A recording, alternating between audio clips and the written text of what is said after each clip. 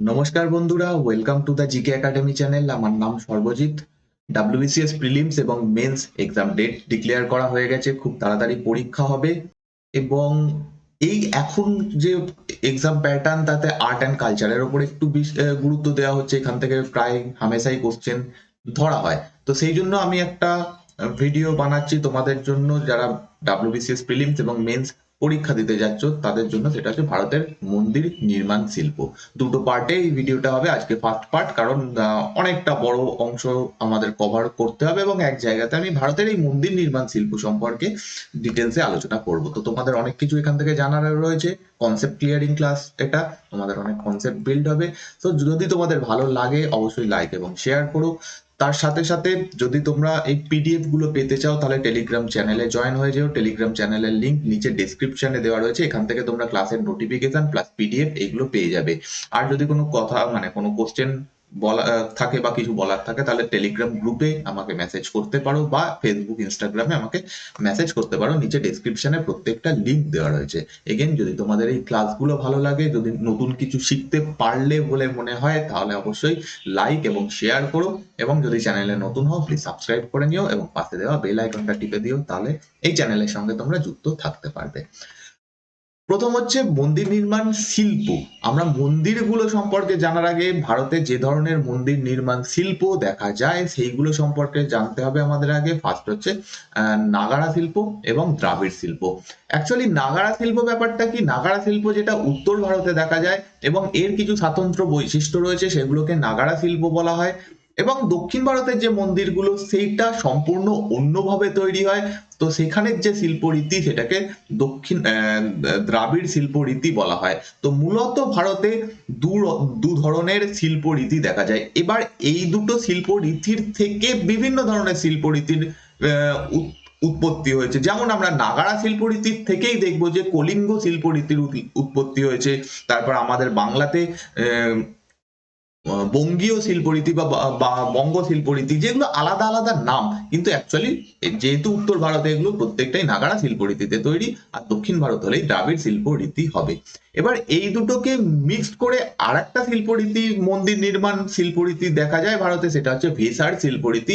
এটা দুটোর মিশ্রণ। নাগারার কিছু বৈশিষ্ট্য এখানে নেওয়া হবে এবং দ্রাবিড় শিল্পরীতির বৈশিষ্ট্য এখানে নেওয়া হবে। মূলত আজকে আমরা এই নাগারা শিল্পরীতি বা উত্তর ভারতের যে মন্দিরগুলো সেইগুলো সম্পর্কে আলোচনা করব। নেক্সট ক্লাসে দক্ষিণ ভারতের মন্দির সম্পর্কে আলোচনা করব, যেটা আরো ইম্পর্টেন্ট ভিডিও হতে চলেছে, কারণ দক্ষিণ ভারতের মন্দির থেকে খুব বেশি প্রশ্ন করা হয়।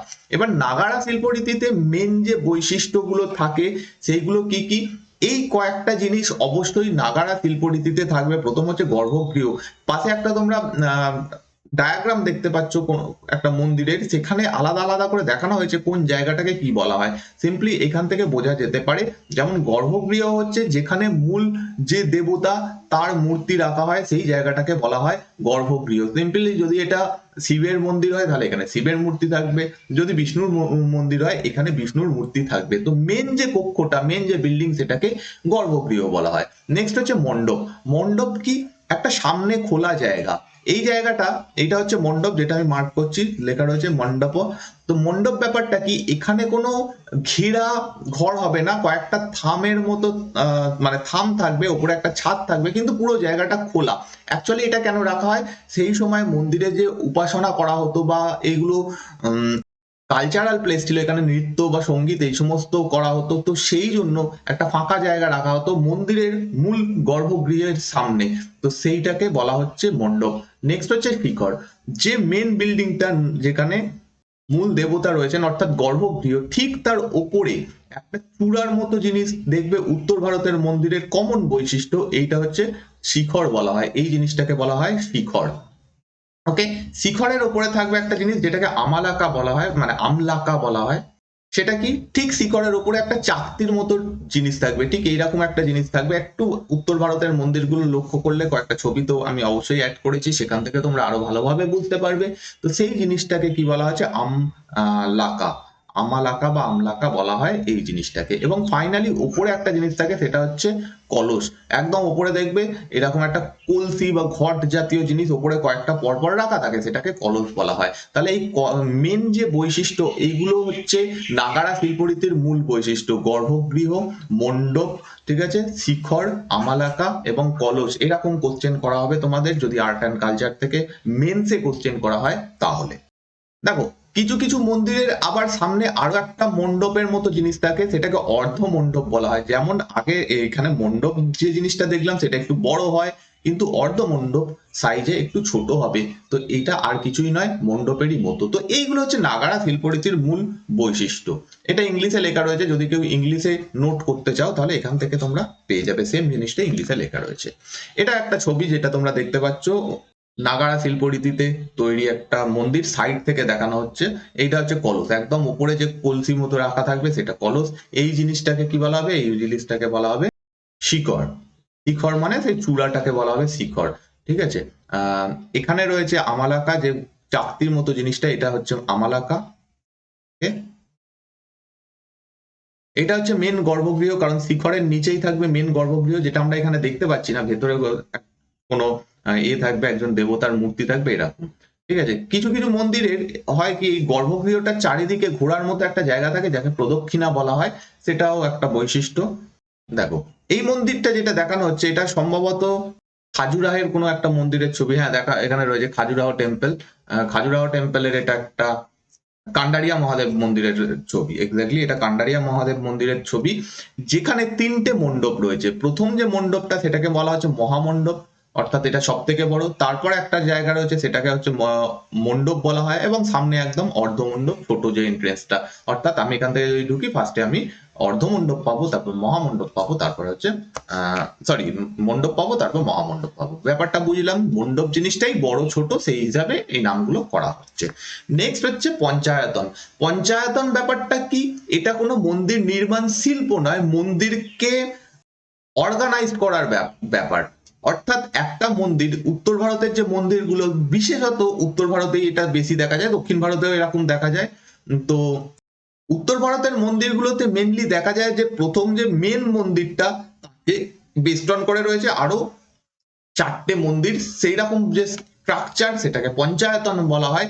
যেমন এখানে দেখতে পাচ্ছ, এটা হচ্ছে মেন মন্দিরটা গোল করে যেটা দেখানো হয়েছে, তারপর তাকে ঘিরে রয়েছে 4টে মন্দির, এগেন সামনে একটা এরকম 4টে ঘিরে রয়েছে। তো এইরকম যে কনসেপ্টটা, এইরকম যে মন্দিরগুলো, সেগুলোকে পঞ্চায়তনা মন্দির বলা হয়। এবং এর কয়েকটা উদাহরণ হলো খাজুরাহোর কান্ডারিয়া মহাদেব মন্দির, ভুবনেশ্বরের ব্রহ্মেশ্বর মন্দির, উদয়পুরে জগদীশ মন্দির, এটা খাজুরাহ হবে, খেজুরাহ হয়ে গেছে, খাজুরাহর লক্ষণ মন্দির, ভুবনেশ্বরের লিঙ্গরাজ মন্দির এবং উত্তরপ্রদেশের দেওঘরের দশাবতার মন্দির। এটা খুব পরীক্ষায় প্রশ্ন করা হয়, এটাকে পঞ্চায়তন মন্দিরের উদাহরণ নিচের কোনটা বলে এরকম যে কোনো একটা দিয়ে দিতে পারে। মূলত এইটা যদি কোশ্চেনে, আমি এটা প্রিভিয়াস ইয়ারে দেখেছি, দেওঘরের দশাবতার মন্দির অপশানে থাকে। তো এটা পঞ্চায়তনা মন্দিরের একটা বৈশিষ্ট্য। আমরা এবার কয়েকটা মন্দির সম্পর্কে জানবো, যে কোন সময় তৈরি, বা অনেক ক্ষেত্রে শুধু মন্দিরগুলোর নাম বা সেটা কোথায় অবস্থিত জানলেই হবে, এরকমই কোশ্চেন করা হয়। ফার্স্ট হচ্ছে গুপ্ত যুগের মন্দির। গুপ্ত যুগের মন্দিরের বিশেষত্ব হচ্ছে, ফার্স্ট টাইম ভারতে গুপ্ত যুগেই প্রপার মন্দির নির্মাণ শিল্প শুরু হয়।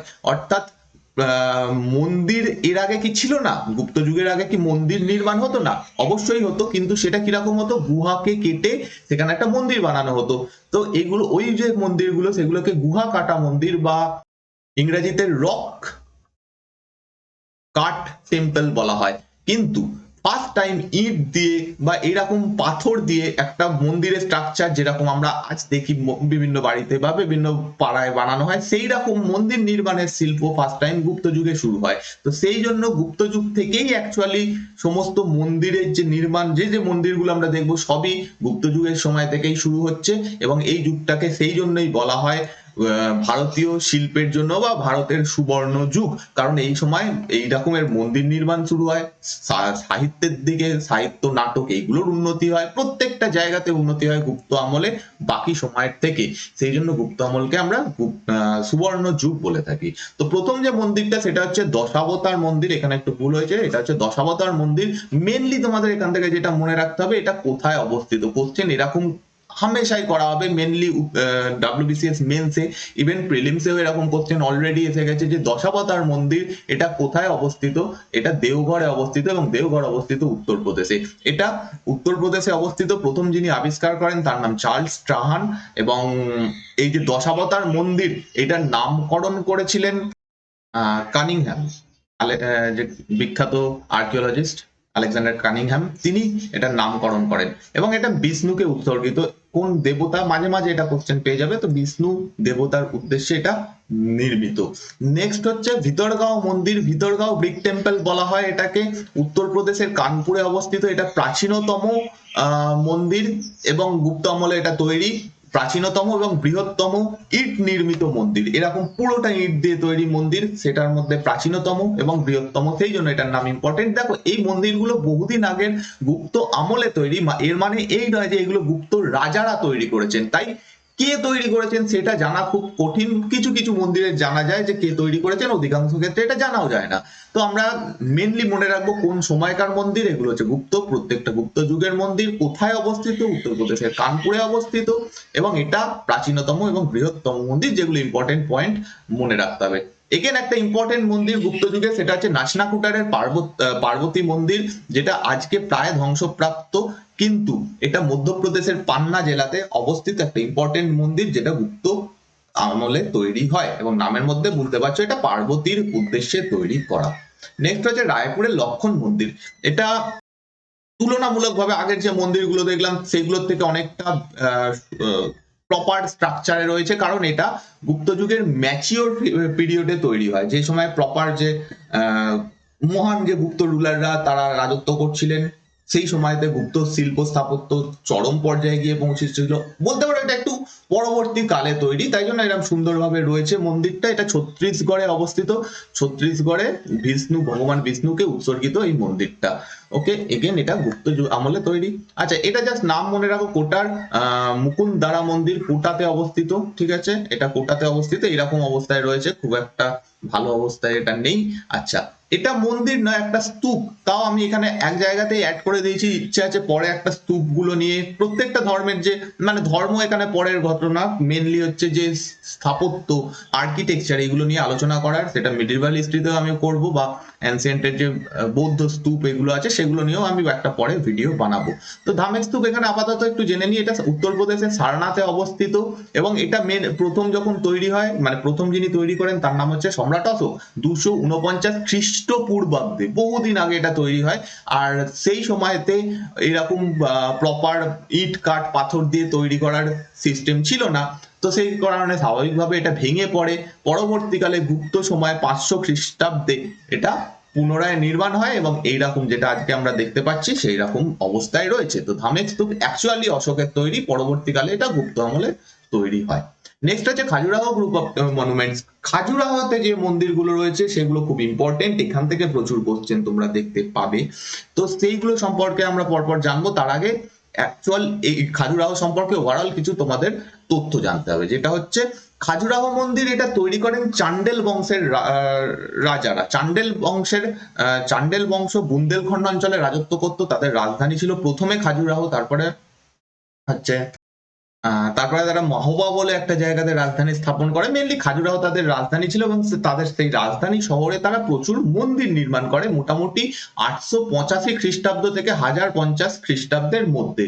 ঐতিহাসিকরা বলছেন যে এখানে 85টা মন্দির ছিল, বর্তমানে 25টা রয়েছে, বাকিগুলো ধ্বংস হয়ে গেছে। 85টা মন্দির শুধুমাত্র একটা জায়গাতে, মানে একটা বড় ব্যাপার ছিল সেই সময়তে। আচ্ছা, এইগুলোকে ওয়ার্ল্ড হেরিটেজ সাইটের মর্যাদা দেওয়া হয়েছে, প্রত্যেকটা মন্দিরকে 1986-এ ইউনেস্কো ওয়ার্ল্ড হেরিটেজ সাইটের মর্যাদা পেয়েছে এই 25টা মন্দির। তার মধ্যে কিছু ইম্পর্টেন্ট মন্দির সম্পর্কে আমরা জানবো, যেমন এটা তোমরা দেখতে পাচ্ছ, এই মন্দিরটার নাম হচ্ছে চৌসাত যোগিনী মন্দির। এটা খাজুরাহোতে অবস্থিত। আর খাজুরাহো কোথায় অবস্থিত? মধ্যপ্রদেশে অবস্থিত। তো এটা চৌসাত যোগিনী মন্দির নামে পরিচিত। কে তৈরি করেছেন এটা জানা যায় না। তারপর হচ্ছে লালগুয়ান মহাদেব মন্দির, নামের মধ্যে বুঝতে পারছো এটা মহাদেব শিবের একটা মন্দির, এবং এটা মধ্যপ্রদেশের খাজুরাহোতে অবস্থিত। নেক্সট হচ্ছে ব্রহ্মা মন্দির, এগেন নামের মধ্যেই রয়েছে ব্রহ্মা। তো ব্রহ্মা মন্দির এটা ছত্তরপুরে অবস্থিত, মধ্যপ্রদেশের, এবং এটা খাজুরাহোর কাছে। ঠিক আছে, জায়গাটা সেখানে অবস্থিত। আচ্ছা, আরেকটা জিনিস বলার রয়েছে, এখানে যে মন্দিরগুলো রয়েছে সেটা দুটো ধর্মের সঙ্গে সম্পর্কিত। একটা হচ্ছে হিন্দু ধর্ম, অধিকাংশ যে মন্দিরগুলো পাওয়া গেছে হিন্দু ধর্ম, আর কিছু মন্দির পাওয়া গেছে জৈন ধর্ম। এর থেকে আমরা যেটা বুঝতে পারছি যে এই বুন্দেলখণ্ডের চান্ডেল বংশ, যে চান্ডেল ডাইনেস্টি, তারা তাদের রাজারা দুটো ধর্ম পালন করত, আইদার হিন্দু ধর্ম অর জৈন ধর্ম। নেক্সট, লক্ষণ মন্দির, এইটা ইম্পর্টেন্ট একটা মন্দির। লক্ষণ মন্দির, এটা যশো বর্মন বলে একজন চান্ডেল রাজা তৈরি করেন, ঠিক আছে। আর এটা এতে অবস্থিত কি বলে খাজুরাহোতে অবস্থিত একটা প্রাচীন মন্দির। নামটা ইম্পর্টেন্ট এখান থেকে, যশো বর্মন। ওকে, নেক্সট হচ্ছে পার্শ্বনাথ মন্দির। নামের মধ্যে বুঝতে পারছো এটা একটা জৈন মন্দির, কারণ পার্শ্বনাথ বা পরেশনাথ জৈন ধর্মের তীর্থঙ্কর ছিলেন। তো এই মন্দিরটা যিনি তৈরি করেন, রাজা ধাং, তিনি নিজে মানে রাজা ধাং তৈরি করেন না, তিনি নিজে জৈন ধর্মের ফলোয়ার ছিলেন। এবং ধাঙ্গের সময়কালে একটা জৈন পরিবার বা জৈন ব্যক্তি, তিনি এটা তৈরি করেন, তার নাম জানা যায় না। মন্দিরটা এরকম 950 থেকে 970 খ্রিস্টাব্দের মধ্যে তৈরি হয়, কিন্তু ধাং এই নামটা ইম্পর্টেন্ট, তার সময় এটা তৈরি হয়। নেক্সট হচ্ছে মাতঙ্গেশ্বর মন্দির, এটা খাজুরাহোতে অবস্থিত। এখানে বারে বারে এটা বলার দরকার নেই, কারণ আমরা একটা জায়গাতেই রেখেছি খাজুরাহের মন্দিরগুলোকে। এবং এটা যিনি তৈরি করেন, চান্ডেল বংশের রুলার চন্দ্রদেব। এই মন্দিরটা চন্দ্রদেব বলে একজন রাজা তৈরি করেন। নেক্সট হচ্ছে দেবী জগদম্বা মন্দির, জগদম্বিকা বা জগদম্বা মন্দির নামে পরিচিত, এটাও খাজুরাহোতে অবস্থিত। কোন রাজা তৈরি করেন জানা যায় না, কিন্তু এটা একটা ইম্পর্টেন্ট মন্দির খাজুরাহের যে মন্দিরগুলো রয়েছে তার মধ্যে। নেক্সট হচ্ছে আদিনাথ মন্দির, আবার এটা একটা জৈন মন্দির, কারণ আদিনাথ একজন জৈন তীর্থঙ্কর ছিলেন। তো এটা একটা জৈন মন্দির, যেটা তোমরা দেখতে পাচ্ছ এখানে। এবং ভালো করে লক্ষ্য করলে দেখতে পারবে যে যেটা এসে জৈন মন্দির হোক বা হিন্দু ধর্মের মন্দির হোক না কেন, এগুলো প্রত্যেকটাই Nagara architecture, Nagara style follow করা হয়েছে। সামনে রয়েছে এটা হচ্ছে মণ্ডপ, দেখো কয়েকটা পিলার, তার মধ্যে উপরে ছাদ, এটা মণ্ডপ বলা হয়। ওকে, ভেতরে এটা হচ্ছে শিখর, উপরে যে কলস, এরকম ব্যাপার রয়েছে। এইখানে রয়েছে গর্ভগৃহ ভেতরে। তো প্রত্যেকটাই, এগুলো যেহেতু উত্তর ভারতের, সেই জন্য এগুলো প্রত্যেকটাই নাগারা আর্কিটেকচার ফলো করা হয়েছে। সেটা জৈন মন্দিরের ক্ষেত্রেও one type of same architecture follow করা হয়েছে। এটা অনেকটা দেখতে আমাদের মণ্ডপের মতো। এখানে রয়েছে কলস, এখানে রয়েছে শিখর, তো সেম জিনিস এখানে তোমরা দেখতে পাবে। আচ্ছা, সব থেকে ইম্পর্টেন্ট যে মন্দিরটা খাজুরাহের, সেটা হচ্ছে কান্ডারিয়া মহাদেব মন্দির। এইটা সব থেকে বড় মন্দির, মানে খাজুরাহে যতগুলো মন্দির রয়েছে টোটাল, তার মধ্যে সব থেকে বড় মন্দির। এবং এটা বিদ্যাধর তৈরি করেন। এই নামটা ইম্পর্টেন্ট, বিদ্যাধর, তিনি একজন চান্ডেল রুলার ছিলেন, তিনি তৈরি করেন। নামের মধ্যে বোঝা যাচ্ছে এটা মহাদেব অর্থাৎ শিবের উদ্দেশ্যে নির্মিত।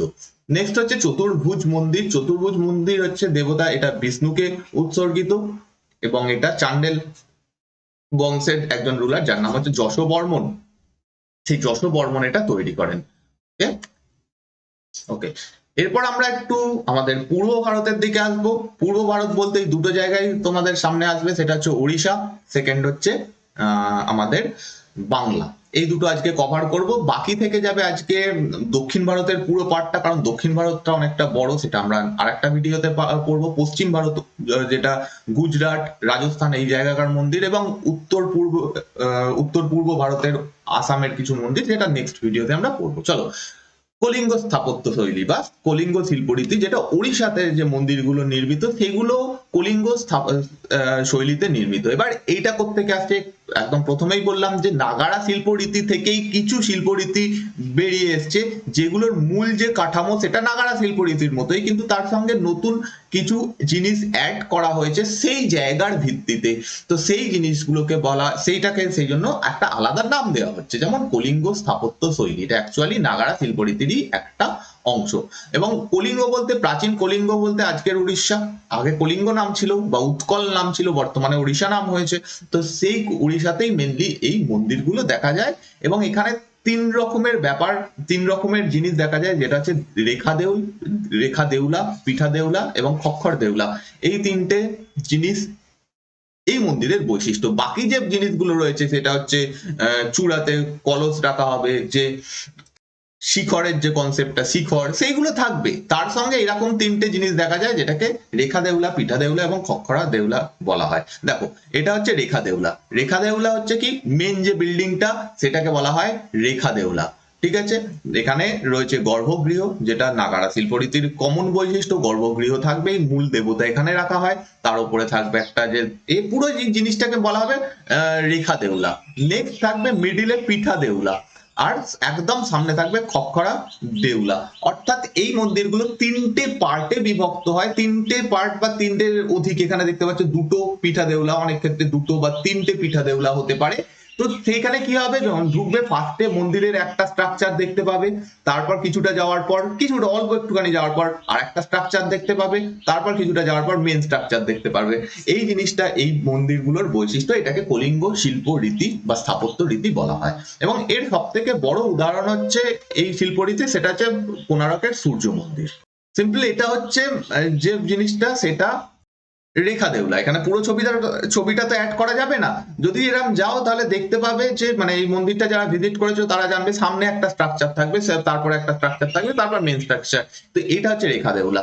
এই জিনিসটা কলিঙ্গ শিল্পরীতির বৈশিষ্ট্য। বাকি সমস্ত সেম থাকবে। এটা গর্ভগৃহ, গর্ভগৃহের ওপরে শিখর, প্রত্যেকটা জিনিস এক থাকবে, শুধু এই এক্সট্রা বৈশিষ্ট্যগুলো দেখা যায়। আচ্ছা, কোণার্কের সূর্য মন্দির, এটা পূর্ব গঙ্গা রাজবংশের রাজা নরসিংহদেব তৈরি করেন। সূর্য মন্দির খুব ফেমাস, এটা কোশ্চেন করা হয় কোন রাজা তৈরি করেন।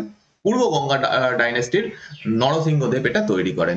নেক্সট দ্য ফেমাস জগন্নাথ মন্দির। এগেন এখানে এইটা খুব ভালোভাবে বোঝা যাবে যে তিনটে ব্যাপারটা কি। এইটা হচ্ছে প্রথমে খক্কর দেউলা, নেক্সট এখানে রয়েছে হচ্ছে পিঠা দেউলা, আর এটা হচ্ছে রেখা দেউলা। সব থেকে বড় যে অংশটা, সব থেকে মেন যেটা, সেটা হচ্ছে রেখা দেউলা। তো এরকম তিনটে স্ট্রাকচারে বিভক্ত, বা তিনটে, এখানে দুটো বা তিনটেও থাকতে পারে এই জিনিসটা, যেটা পিঠা দেউলা সেটা দু তিনটেও থাকতে পারে সেই রকম। তো এইটা খুব কমন একটা বৈশিষ্ট্য, বুঝতে পারলাম এই ছবি থেকে সব থেকে ভালোভাবে। তো জগন্নাথ মন্দির, এটা যিনি তৈরি করেন ইনি গঙ্গা বংশের রুলার। গঙ্গা বলতে পূর্ব গঙ্গা যে বংশ, সেই বংশের রাজা অনন্ত বর্মন চূড়াগঙ্গা, ইনি তৈরি করেন। মেনলি অনন্ত বর্মন নামটা মনে রাখবে, ইনি এটা তৈরি করেন। নেক্সট হচ্ছে, আচ্ছা কার উদ্দেশ্যে, কোন দেবতার উদ্দেশ্যে, এটা আমরা সকলেই জানি জগন্নাথ দেবতার উদ্দেশ্যে এটা তৈরি, এবং জগন্নাথ অ্যাকচুয়ালি কৃষ্ণের রূপ, তার উদ্দেশ্যে এটা তৈরি করা হয়েছে। নেক্সট হচ্ছে এটা তো সরি, এখানে একটা লিঙ্গরাজ টেম্পল হবে, এটা একটু ঠিক করে নেবে। এটা লিঙ্গরাজ টেম্পলের সম্পর্কে বলা রয়েছে, আগের স্লাইডের হেডিংটাই থেকে গেছে। যাই হোক, লিঙ্গরাজ মন্দির এটা ভুবনেশ্বরে তৈরি, ভুবনেশ্বরে রয়েছে, এবং এখানেও এটাও খুব পুরনো একটা মন্দির। সোমবংশী বংশের একজন রুলার ছিলেন, যিনি, যার নাম হচ্ছে রাজা যজাতি। সম্ভবত তিনি এটা তৈরি করেছেন, কারণ এটা সম্পর্কে একটু ডাউট রয়েছে। অনেক ঐতিহাসিক অন্যান্য নাম দেন, তবে রাজা যজাতি প্রথম, এনাকেই সব থেকে বেশি মানা হয় এই মন্দিরটা তৈরি করার জন্য। তারপরে পরবর্তীকালে গঙ্গা শাসক, যারা গঙ্গা বংশের রুলার, তারাও এই মন্দিরটাতে আরো পুনর্নির্মাণ করে, অন্যান্য জিনিস অ্যাড করে, কিন্তু মেনলি এটা তৈরি হয়েছে যজাতি প্রথমের সময়। নেক্সট আমরা চলে আসবো বাংলার মন্দিরের ক্ষেত্রে। বাংলার যে মন্দির, এখানে বলতেই যেটা আমাদের মাথায় আসে সেটা হচ্ছে টেরাকোটা। পাশের পিছনে একটা ব্যাকগ্রাউন্ডে পিকচার দেখতে পাচ্ছ, যেখানে টেরাকোটার ব্যাপক কাজ করা হয়েছে। তো বাংলার মন্দিরগুলো ইম্পর্টেন্ট, কারণ যেহেতু আমরা বাংলার পরীক্ষা দিতে যাচ্ছি, এবং পরীক্ষাতে না আসলেও তোমরা যদি এই সমস্ত জায়গা থেকে হও যেখানে মন্দির, সেইগুলো তোমরা এতে ইন্টারভিউতে তোমরা এক্সপেক্ট করতে পারো সেরকম টাইপের কোশ্চেন, বা সেরকম গুলো তোমাদের ইন্টারভিউতে কাজে লাগতে পারে এই মন্দিরগুলোর সম্পর্কে। আচ্ছা, বাংলা যে শিল্পরীতি, এটাকে বাংলা মন্দির স্থাপত্যই বলা হয়, বা বঙ্গ স্থাপত্য বলা হয়, যেখানে মেন যে বৈশিষ্ট্য, সেখানে তিনটে জিনিস তোমরা দেখতে পাবে। তিন ধরনের অ্যাকচুয়ালি মন্দির বাংলাতে দেখা যায়। একটা হচ্ছে চাল তৈরি করা বা রত্ন তৈরি করা, বা দালান তৈরি করা। দালান মন্দির, চাল মন্দির বা রত্ন মন্দির বা দালান মন্দির। পাশে তিনটে উদাহরণ দেওয়া রয়েছে। এটা হচ্ছে চাল মন্দির, এটা হচ্ছে রত্ন মন্দির, এবং এটা হচ্ছে দালান মন্দির। চাল মন্দির বলতে এই ব্যাপারটাকে বলা হয় একচালা, দোচালা, এই শব্দগুলো তোমরা শুনেছো।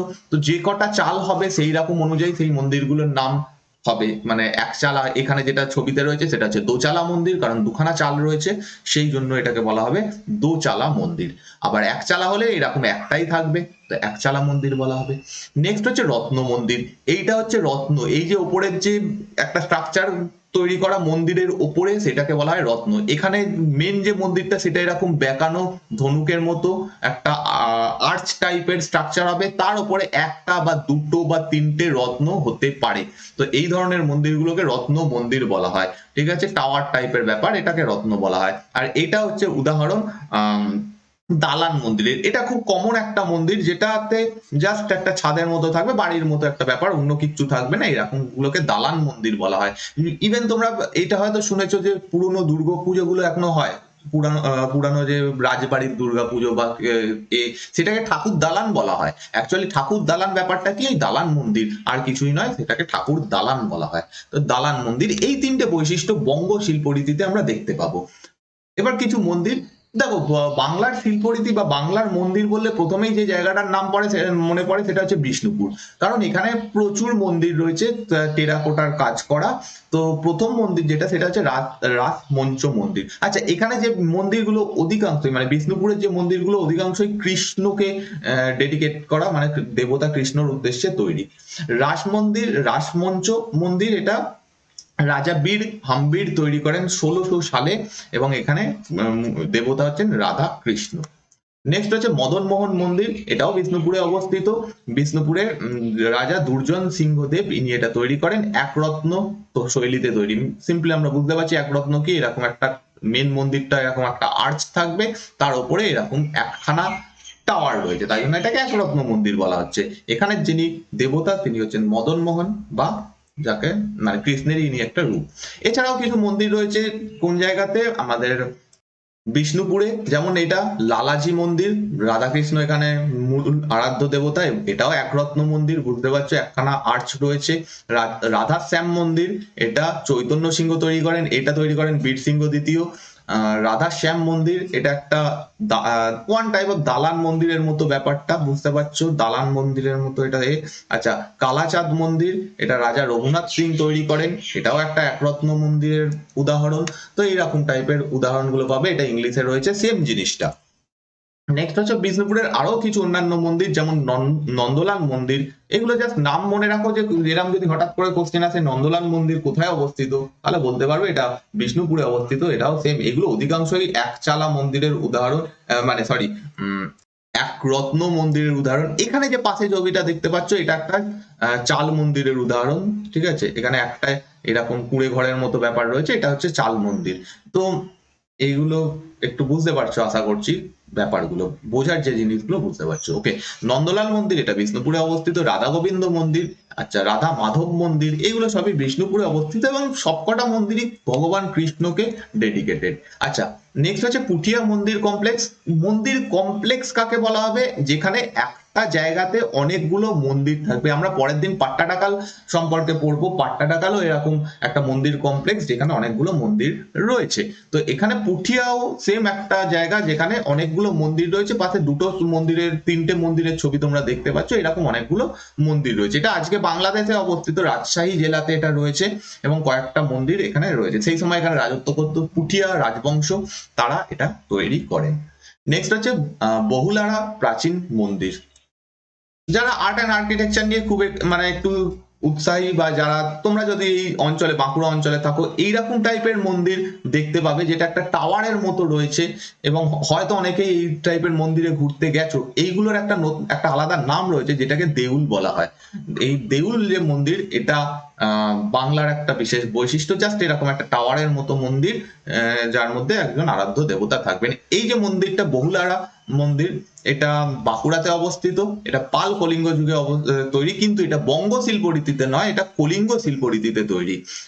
কলিঙ্গ শিল্পরীতিতে, কারণ পাল বংশ যে রাজবংশ, তারা শুধু বাংলাতে রাজত্ব করেনি, তারা উড়িষ্যাতেও রাজত্ব করেছে। তো সেই জায়গাকার শিল্পরীতিও কিছুটা অ্যাডপ্ট করা হয়েছে। তো কলিঙ্গ শিল্পরীতিতে এটা তৈরি, এবং ইটের তৈরি এই যে মন্দিরগুলোকে, এগুলোকে দেউল বলা হয়। এটা ইম্পর্টেন্ট মনে রাখবে।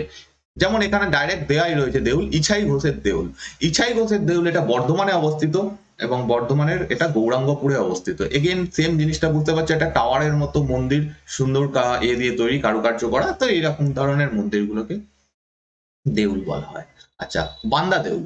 বান্দা দেউল এটা অবস্থিত পুরুলিয়া জেলার বান্দা গ্রামে, এবং এই মন্দিরটারও একটু দেখতে পাচ্ছ ভেঙে ভেঙে গেছে, কারণ এটার উপর অ্যাটাক করা হয়। ফিরোজ শাহ তুগলকের যারা সৈন্যবাহিনী ছিল, যখন তারা বাংলা আক্রমণ করে, তখন এটার উপর অ্যাটাক হয়। ওকে, নেক্সট হচ্ছে রূপেশ্বর মন্দির কালনা। এটা সিম্পলি বুঝতে পারছো, এটা এক্সট্রা কিছু মনে রাখার দরকার নেই, কোথায় অবস্থিত, কালনাতে। এটা দালান মন্দিরের উদাহরণ, একদম প্লেন, উপরে কিছু নেই, বা এরকম চাল জাতীয় কিছু নেই। এটা একটা দালান মন্দিরের উদাহরণ, রূপেশ্বর মন্দির কালনাতে অবস্থিত। আচ্ছা, বীরভূমের যে জয়দেব কেন্দুলি রয়েছে, যে কেন্দুলি অঞ্চল জায়গাটা খুব ফেমাস জায়গা, সেইখানে নবরত্ন মন্দির রয়েছে, নবরত্ন রাধা বিনোদ মন্দির। এটা একটা উম রত্ন মন্দিরের উদাহরণ, এবং এইখানে দেখতে পাচ্ছ একাধিক রত্ন রয়েছে। এইটা একটা রত্ন, এটা একটা, দুটো, তিনটে, চারটে, পাঁচটা রত্ন রয়েছে। তো এরকমও হয়, পাঁচটাও হতে পারে, ছটাও হতে পারে, আবার একটাও হতে পারে। তো এটা একটা পাঁচ রত্ন মন্দিরের উদাহরণ, বীরভূমের জয়দেব কেন্দুলির নবরত্ন রাধা বিনোদ মন্দির। এই হচ্ছে আজকের টপিক। আমরা কভার করলাম মূলত উত্তর ভারত অঞ্চলটা। দক্ষিণ ভারতের মন্দির অনেক বড় ব্যাপার, সেটা আমরা ডিটেলসে আলোচনা করব নেক্সট ক্লাসে। কেমন লাগলো জানিও। আমি আনএকাডেমি প্ল্যাটফর্মে লাইভ ক্লাস নিচ্ছি, প্রত্যেকটা ক্লাস ফ্রি ক্লাস, তোমরা জয়েন হতে পারো এবং ফ্রিতে এই লাইভ কোশ্চেন অ্যান্সার সেশনে অংশগ্রহণ করতে পারো। নিচে ডেসক্রিপশনে লিংক দেওয়া রয়েছে। প্রতি মঙ্গলবার থেকে রবিবার সন্ধ্যে 7টায় আমি লাইভ ক্লাস নিচ্ছি, বিভিন্ন পরীক্ষার এমসিকিউ ডিসকাস করছি, এবং যেহেতু সামনে ডাব্লিউবিসিএস, তার জন্য ডাব্লিউবিসিএস এর প্রিপারেশনের জন্য কোশ্চেন অ্যান্সার আমি ডিসকাস করছি আনএকাডেমি প্ল্যাটফর্মে। তোমরা নিচে ডেসক্রিপশনের লিংক থেকে অবশ্যই ফলো করো, এবং যদি তোমাদের আনএকাডেমি অ্যাপ না থাকে ডাউনলোড করে নাও এবং একটা অ্যাকাউন্ট খুলে নাও। ফার্স্ট ক্লাস দেখার জন্য তোমাদের একটা কোড চাইবে, সেই কোডটা দেবে সর্বজিৎ 10। এই কোডটা দিলে তোমরা ফ্রিতে ক্লাসগুলো করতে পারবে। পুরোনো যে ক্লাসগুলো অলরেডি আমি নিয়েছি সেইগুলো এখনো দেখতে পারবে। নতুন যে ক্লাসগুলো আমি লাইভ নেব ভবিষ্যতে, আজকেও যেমন সন্ধ্যেবেলায় ক্লাস রয়েছে, সেগুলো তোমরা লাইভ অবশ্যই এসো, এবং তোমাদের প্র্যাকটিস আরো ভালো হবে।